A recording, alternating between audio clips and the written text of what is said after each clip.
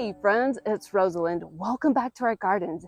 It is early October and here in northern Indiana, that means we are quickly closing in on our first frost date, which also means that it's time to get those flower seeds saved and get bulbs planted into the gardens. We have a lot of projects lined up for the month of October and I can't wait to bring you along for it all. But today we are going to focus on getting saffron crocus planted into the herb garden, the saffron spice. So we have 25 bulbs to get planted. This is what the corms look like. The roots at the bottom, you see the growth point at the top. I'll share more about this bulb, about the crocus as we plant them. After we're done planting the bulbs, we're going to head over, or the corms I should say, we're going to head over and save some seeds off of the zinnia flowers.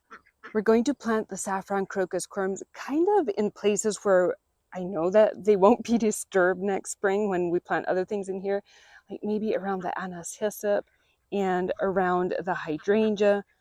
Whenever I have a small planting project like this with bulbs, this is my favorite tool to use. You just kind of twist it into the soil and lift it, and then you squeeze the handle to release the soil. But on the side, it has your inches and centimeters marked so you know how deep your planting hole is. Let's get these corms planted.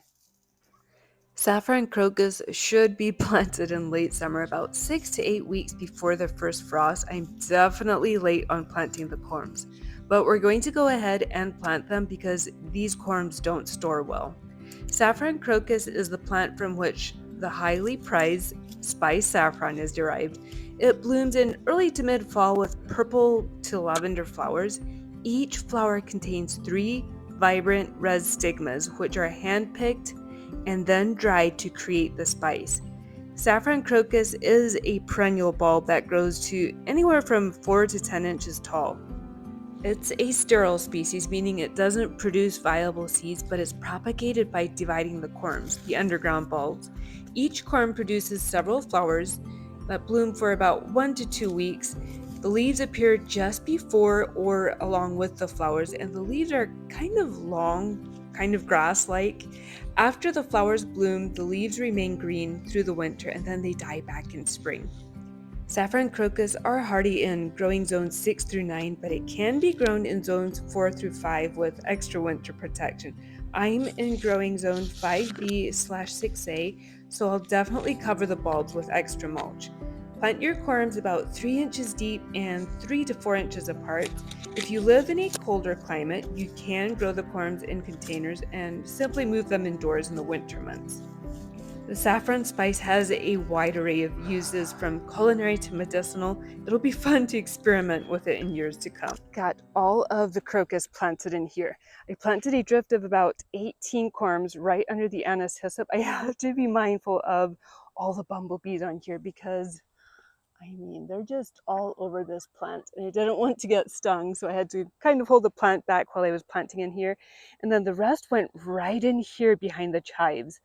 I think this is going to be so pretty next fall. Before we head into the cut flower garden to cut some zinnia flowers to save seed from, I wanted to give you a little update. So I have been sharing with you all summer how we've been planning on turning this into a raised bed garden.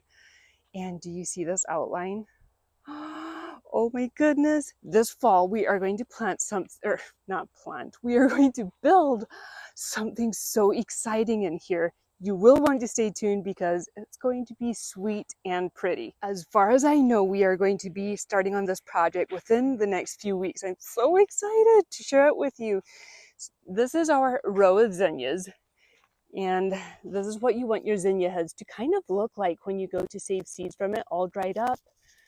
If you pluck it out, let's see. Do you see those zinnia seeds? If you don't want to wait until your zinnia head looks brown like this one, you can cut something like this as well and just take it inside, let your flower head dry for about 1 to 2 weeks. If you also want to make sure that your seeds are viable, you can gently tug on the petals. If your seeds are green or gray and plump, that means they will most likely be a viable seed. So this has viable seeds on it, and this is a flower head we want to save because it has been pollinated if your seeds are gray or green and plump. Last year I went through my zinnia patch and I only saved zinnias from the prettiest colors, and I ended up getting just pastel colors from all of those seeds that I saved. If you want to label them before, like if you see that you have a flower that you really love and you want to save seed from, you can mark it with a piece of tape until it's more dried on the plant, and then you can cut your flower head and save the seed from it. Zinnias are one of my favorite cut flowers to grow for so many reasons, because the pollinators adore them as well. I brought the zinnia flowers inside because I wanted to show you the difference. So these are the flowers that we cut today. You can see they kind of still look fresh. And these we cut about 2 to 3 weeks ago, and they're completely dried, which is perfect to save the seeds off of. After the flower heads dry for a couple of weeks, I just take them apart, and you can also simply just store these whole dried flower heads in paper bags, but I prefer to separate the seeds right away. So again, we'll just gently take them apart, check if the seeds are gray. There's a couple in here that don't, like they look white, so I'm not going to save those seeds. These look pretty good. You see that they're gray. So we're going to save those. They're nice and plump. If your seeds look white, do you see that? I don't know if the camera's focusing. I hope it's focusing. But if they're white, that is definitely not a viable seed. You really do want them to be nice and gray like that. Oh my goodness, look at all those seeds. And these are all gray. Nice and plump. I haven't even taken apart the whole flower head yet, and we already have this many seeds. So this flower head should definitely contain viable seeds. So I will just put it in a little paper bag. I get these seed packets off of Amazon. Put them all in there, and then you can write like the type of flower it is. It's zinnias, and it comes from the precious metals variety. The seeds were saved October 2025.